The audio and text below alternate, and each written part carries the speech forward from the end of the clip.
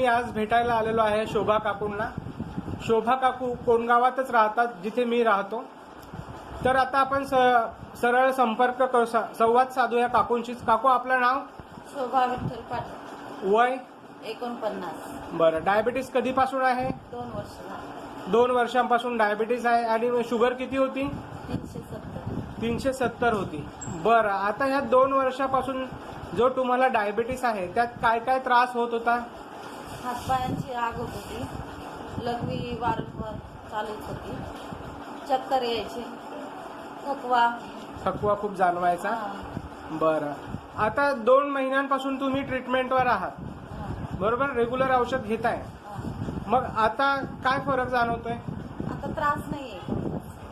कोणताच त्रास नाही म्हणजे? हातपायांची जळजळ आग होत नाही, होत नाही, चक्कर येत नाही, चक्कर येत नाही, थकवा वाटत नाही, थकवा वाटत नाही, फ्रेश वाटतं. फ्रेश वाटतं. बरं.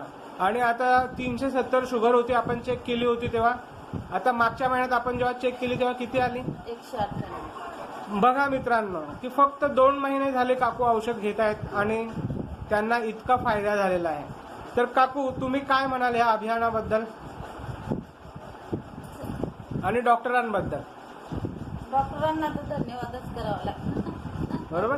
आणि बाकीचे जे लोक आहेत ज्यांना डायबिटीस आहे, घ्यायला पाहिजे, ज्यांना शुगर आहे त्यांनी घ्यायला पाहिजे औषध. खरोखरच चांगलं आहे ते.